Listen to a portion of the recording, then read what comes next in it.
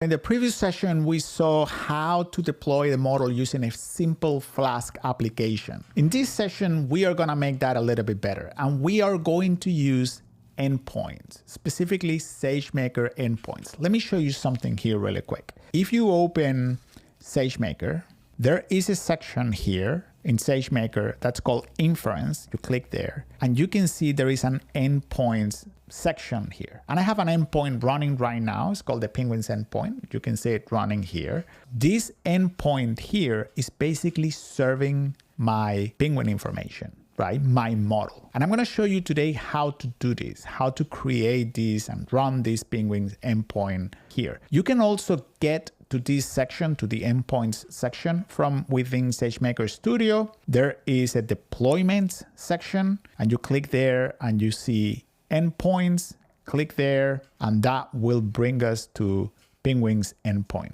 And you can see it's in service and all of the good stuff. I'm going to show you a few tricks how you can test it from here in just a second. But before, let me show you how to deploy that endpoint directly. Imagine right now that you finished your pipeline and your pipeline ends with the registration of your model. Let me open the website and go to introduction and get here. Getting to this point, I want you to forget for a second this section that says inference pipeline. So forget that for a second because we're going to work on that later. But here pretty much all of the steps that we've built so far. We have the split and transform. We have the training job. We have the evaluation step. We have a condition. If the model is good enough, we went to registration. If the model is not good enough, we went to fail. And after registering the model, what happened was that this step just registers the model in the model registry. I really hate the designer who created these icons because they are different. As you can see, the model registry icon is different from the registration icon, but at first sight, they look very similar. Anyway, they're different icons. So this is our training pipeline. It's pretty much complete. We still have to talk about this inference pipeline and why that is necessary. We're going to talk about that later. For now, what I really care about is after doing this and assuming that you built this already, let's say you want to deploy that model and make it available for people to use, but not in a Flask application because that's just for debugging and you know, playing out with it purposes. I wanted to make it available in a SageMaker endpoint so people can use it, you know, anywhere in the world. People can scale it. Like you as a developer, you can scale that. All of the good stuff. So how do we do that? Let's go back to the code.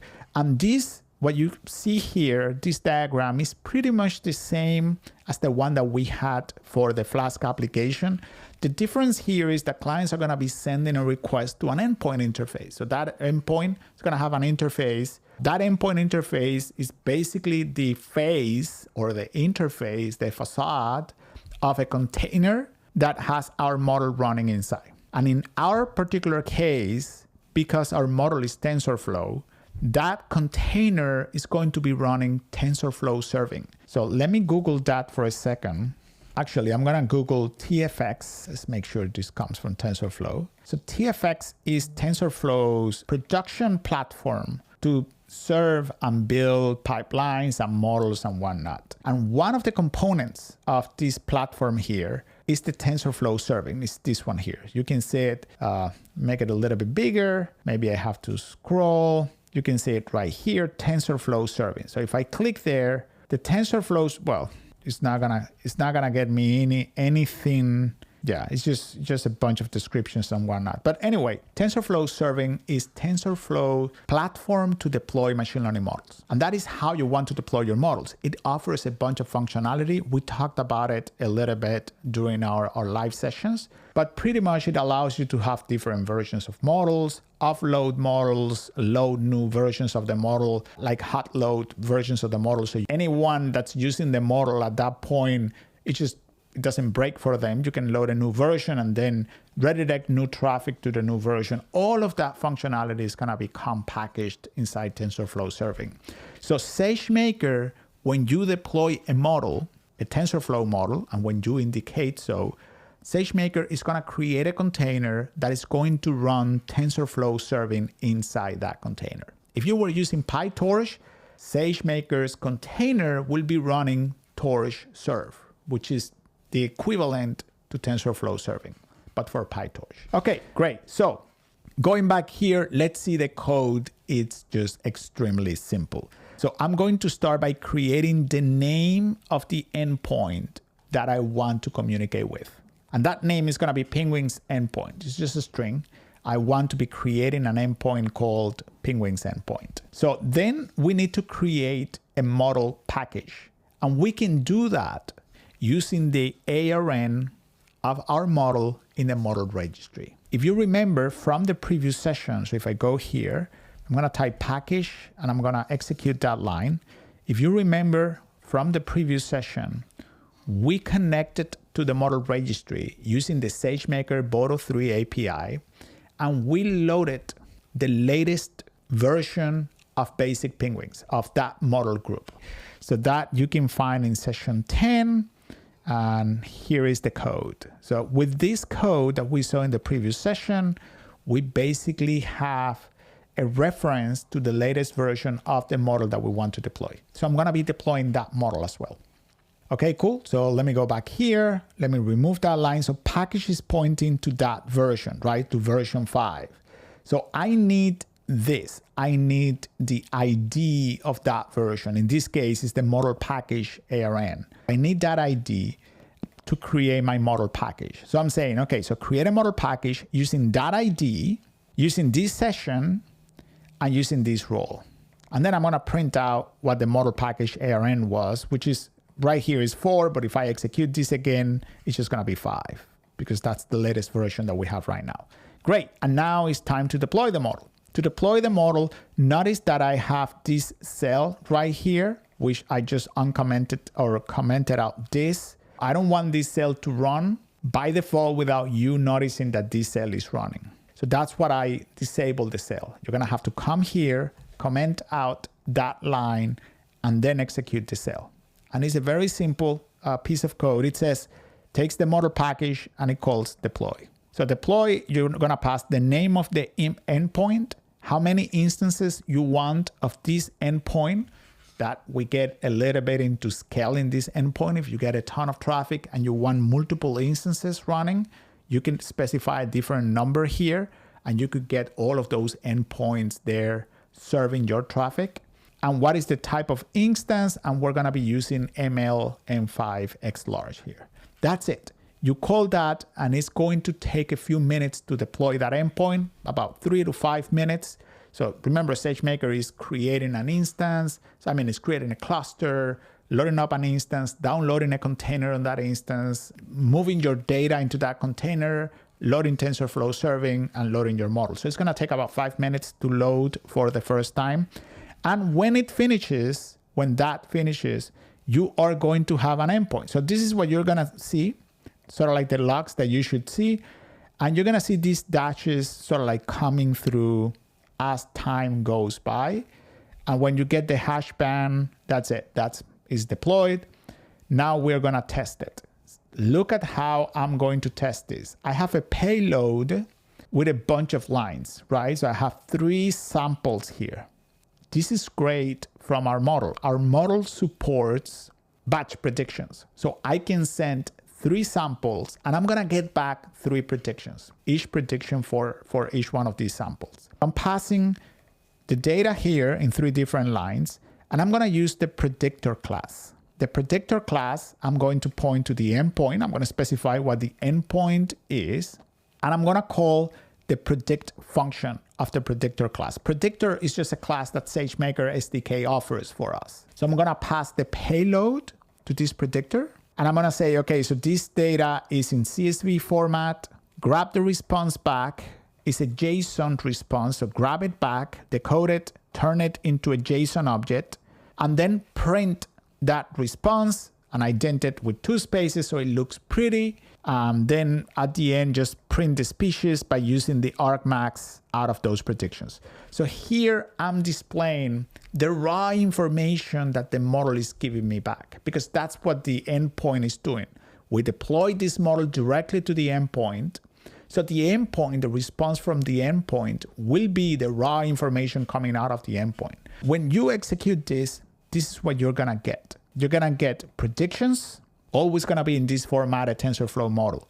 you're going to get a key called predictions, and the predictions is going to be a list of all the predictions. We sent 3 samples, so we're going to get 3 predictions back. This is the first prediction, this is the second one, and this is the third one, right? These are the softmax values coming out of the model, the raw data coming out of the model. Now, in this final line here, line 8, what I did was I'm using the argmax to sort of like make a little bit of sense out of this array. So you can see that I printed out, okay, so the species are the second for this one here, or the third is actually index 2, then 0, right? So let's check that. In this one here, yes, is number 2, the one that's the highest. In this one here is the first one, the one that's the highest with 74%. And in this one here is the first one, the one that's the highest with 93%. So that here is how you do that. Let me try to run this. I don't remember if I have the right model deployed. Yes, I have the right model. So you can see you get this back. You can also send a single sample, obviously. I'm just going to remove these 2 lines, re-execute these, and you should get just a single prediction back. So doesn't matter how many you sent, that's what you're gonna get back. Let me just restore this, re-execute this. Awesome. Something else that you can do. This is your model and it's already deployed. Now let's take a look here in SageMaker, because I want to show you something else that you can do. I'm gonna click on the endpoint, and this is gonna give you information about that endpoint, obviously. First, you get the variants, and we're gonna talk about variants later on. But the variance is you can have multiple models being served by this endpoint. If you're doing A/B testing, for example, you can do that using different variants. You can have variant 1 for your legacy model and variant number 2 for your candidate model. We talked about A/B testing during the live sessions. But anyway, here I have my variant. It's a single variant. It's called all traffic. That's the name by default that I got. This is the type of instance that's running my model. You get here the settings, which is going to give you some configuration settings for that endpoint. You get test inference. Test inference is going to allow you to test this model right here from the UI. If I go to my code, I'm going to grab one of these penguins, and you can also pass the whole list, but I'm going to grab one of them, and I'm going to say, well, the content type is text CSV. I'm going to paste that sample, and I'm going to click on send request, and here is the inference result. So you can see it was successful. It's going to give me back a body with predictions inside. The content type is JSON, and it was the invoked prediction variant. It was the all traffic variant, the one that answered with that. If I had multiple variants, depending on what variant was used to answer that, I will get here a response with the name of the variant. In case, again, if you're using like A/B testing, you know exactly was model A or model B the one answering that question. This is awesome. This is cool. I have auto scaling here as well. And with auto scaling, I can configure my model to automatically scale with traffic. So you can come to your variant here and you can click edit auto scaling. By the way, you can do all of these programmatically as well. When you create that endpoint, you can define the auto scaling policy. But just to see what's happening, I have a scale in cooldown period, scale out cooldown period. The cooldown, it's basically, if you think about it, let's say I have 10 instances running, but then traffic starts coming down. How long do you wait to start scaling in or removing running instances, right? If you do it too fast, the traffic might come back in and then you're just too short, right? So this cooldown period will allow you to do it both ways. Like, how fast do I want to start increasing the number of instances, and how fast do I want to start decreasing the number of instances? What is the count range of the instances? How many of them do we want?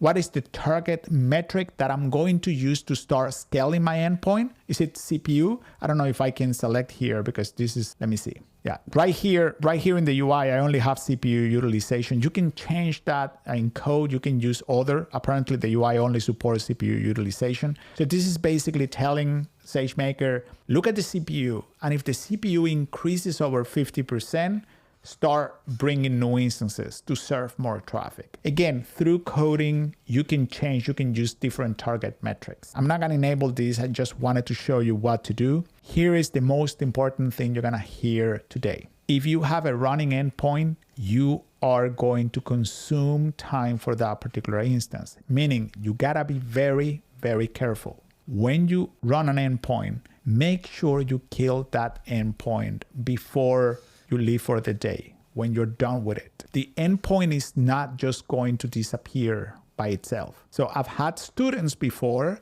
that start running the endpoint, they forget, and at the end of the month, they get a bill and they have to pay, I don't know, $100.